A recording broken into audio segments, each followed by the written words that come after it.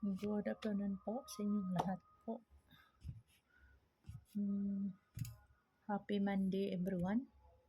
Kumusta na po kayo? Sana po na nakakain na kayo.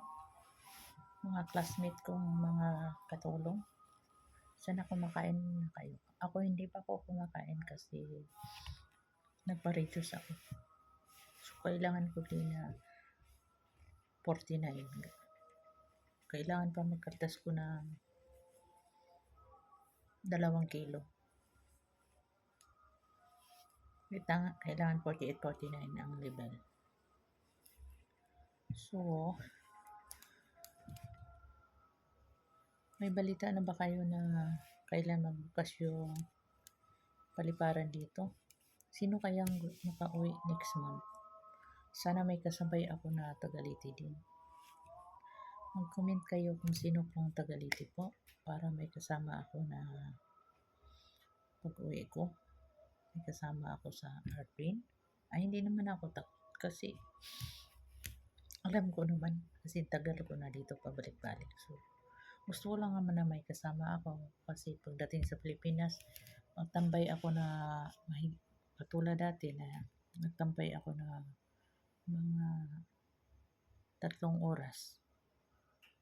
So, ayaw ko naman makipag-usap sa mga lalaki. Gusto ko na babae kasama ko. So, sana po na may kasama ako na Pilipina din. Ako. Pwede na din magkasabay kami kung wala siyang masakyan, ihatid namin kasi may sundo ako. Sana po may kasabay ako. Diba? Namalansa ako, pasensya na po kayo kabayan. Nagpaplansa ako ng kortina po. Nagpalit kami ng kortina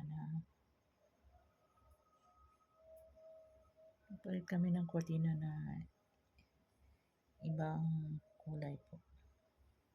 So, sana po may mag-message sa akin. At saka,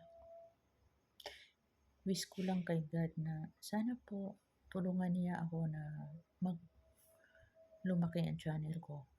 Hindi lang to goal para sa family ko, kundi para makatulong ako sa kapwa kong Pilipino po. Sana Lord na i-bless mo pa ako para may matulungan ko na tao ang nakagaya ko na mahirap din. Especially sa anak ko at saka kapatid ko. Gusto kong tumulong sa kanila.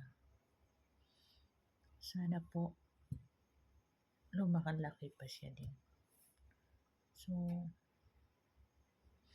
nagpasalamat ako sa mga solid supporter ko kasi hindi nagsawa nanood kahit wala. Hindi ko masyado na gaano kaganda ang content ko kasi kinukontent ko din yung lang sarili ko. Pinopromote ko kung anong gamit ko na cream. Pinopromote ko kung ano shampoo ko, kung paano ilagay yung mga pangpaganda ko. So, yun lang ang piniplex ko. Sana po na tuloy ang pagsuporta ninyo para makatulong ako sa mga kapwa kong Pilipino.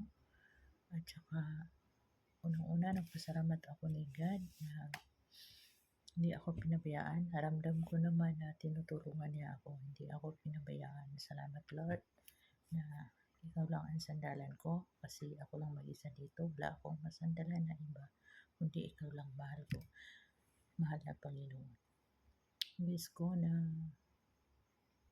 may blessing pa na dumating sa akin. Yun lang ang hinihingi ko Lord na bigyan mo pa ako ng habang malakas na katawan, healthy na katawan at saka habang buhay.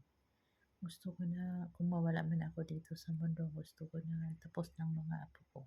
Gusto ko makita ko pa ang mga apo ko na mag-graduate ng college. Yun lang hinihingi ko. At saka yung mga anak ko na lagi silang healthy. Yun ang dinadasal ko. Wala nang ibang Lord. At saka wish ko na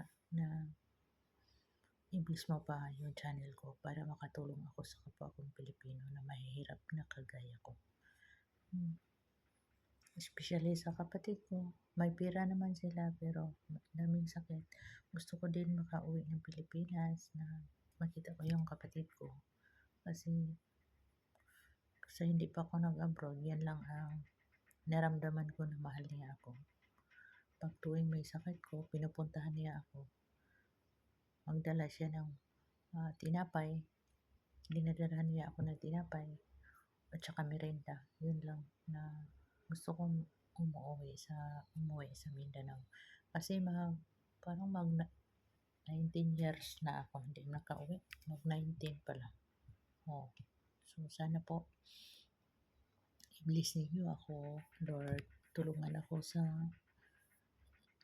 manonood sa akin. Matulungan nila ako na mag-grow pa ang channel ko. Yun lang ang pinipray ko na sana lumaki ang channel ko. Gusto ko na katulad ko, kagaya ko na mga charity vlogger na tumutulong din. Ang sarap ng pakiramdam na makabigay ako kahit sa pagkain lang at saka sa school supply sa mga bata. Masaya na ako na makatulong ako sa kapwa ko. Kahit nahirapan ako dito, pagod ako sa trabaho, so nagtiyaga pa ako na mag-live sa gabi. So, kasi gusto ko na lumalaki ang channel ko. Yung wish ko lang na lagi akong naghintay na kung kailan ibigay ni God ng pinaka-success sa akin. Yun lang po. At saka, God bless you everyone and amen, amen.